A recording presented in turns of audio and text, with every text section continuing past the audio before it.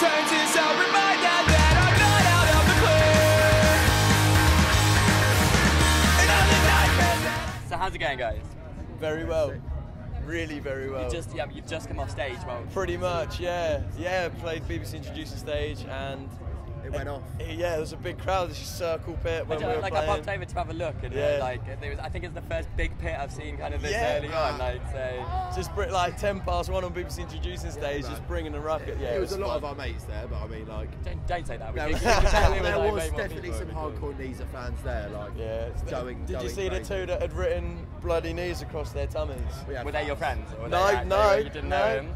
You played with, I saw you on Monday as well with GZ Death Race as well. Like, how was that? That venue is amazing. Yeah, I love Shacklewell. Yeah, a little cave, isn't it? Yeah, like I felt like I was at like a rave or like a house party, and I felt really sorry for that lighting rig. People were hanging off it. Daisy went a bit mad, didn't they? That was packed out venue as well. It was really good. It sold out. Cool. What do you think like it is about you guys? Because I think the hype machine is starting to pick you up now, isn't it? I don't know whether you've noticed. What do you think has happened? What do you think you've done to make it happen now? We released music. Yeah, always works. We took a really long time to put this record out and to get everything into place. And it took, I think it needed the time that we gave it. It meant, because we recorded like probably about 3 times in the space again to like finalise the final 6 tracks. So. Yeah. And then a lot of people just seem to like the new stuff that we've been putting out. So it's kind of, I think we came back with a escalated a sound that wasn't like massively different, but just followed followed on nicely. It definitely progressed from the first EP, but it's still, I don't know, it's just bloody knees. It's just what we sound like. Yeah, so the EP comes out on Monday, doesn't it? On Monday, so, we're pretty buzzing. Psyched about it coming out. Very excited. It's like, it pretty much is our first physical release. I mean, we put out a tape, but it's nice because we got the records in the post this week, so that we can take them to shows and stuff, and it's just wicked holding actually physically hold your record. We wrote an EP that had to go on a 12-inch, so it was like there was no other option, which is amazing. Yeah, it's wicked, and like so far the response has been amazing. You've been playing a couple of songs live, haven't you? Yeah. We've actually been playing that EP live for about a year. So are you bored of it already? So people were like, oh yeah, loving the new stuff from Bloody Knees. But it's like, you've actually been hearing this for the last 12 months. You just didn't know it yet.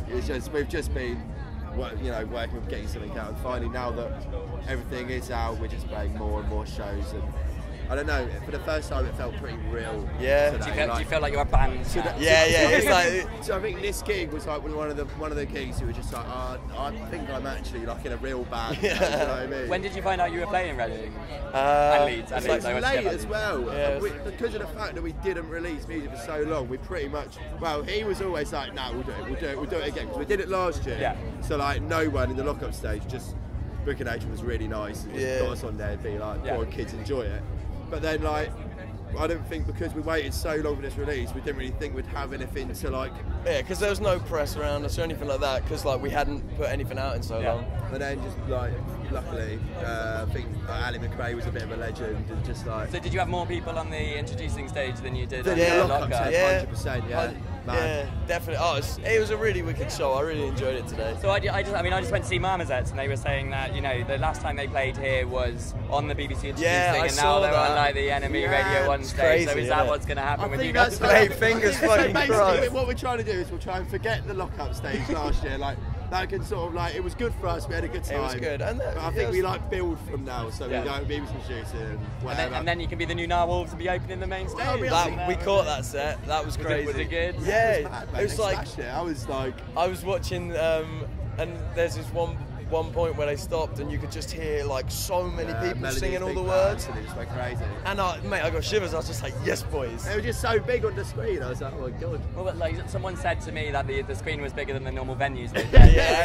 Exactly, man. It's pretty surreal, but it was cool. So like your sound. Is a bit a bit punky and a bit grungy, kind of sitting in the middle of the two. I mean, was that how you would describe it? Pretty much, yeah. I think there's kind of like some like sort of poppy influences in there as well. I mean, like we tried to keep it quite sort of you know, so it appeals to sort of as many people as it possibly can. Yeah. You don't see yourself as part of this sort of grunge revival or whatever people are talking about at the moment? I don't know, man. Like, I don't really care. Like, Yeah, you know. I think that's fair. Like, we're not really massively involved in any particular scene. Like, we have our little all the Brighton bands, all like the Artist Hard bands that we're friends with, but everyone on Artist Hard is so different as well anyway. So like, I wouldn't say like we're part of like 10 bands that are bringing back some grunge revival, because we're not really. Nah, we just try and write catchy, like the catchiest songs that we can do, and like that's just the way they come out. Like, yeah, there's no, you don't sit there being like, right, today we're going to write a grunge song. It's just what it is. But it's fun though. What revival would you like to see? What do you reckon should come back? Ska Punk's got to come back. Do you reckon? No, I don't think that at all. Brass section. I think it should. I think it should lie. There's no like future of trumpets in Bloody Knees there. Like, we used to play in a band. We used to play in a band called We Found the Fox when we were at college. Yeah. And we had our mate. His name's Tally. We had him in the band, and the only instrument he could play was trumpet. So we just tried to work it in. Whammed him in. You can just imagine the rehearsal. Be like, oh, here comes trumpet. Yeah, oh, Tally. Always out of tune. Isn't Well, amazing. Today I train it permanently. What will it take for me to jump us? I know you'd love to see it.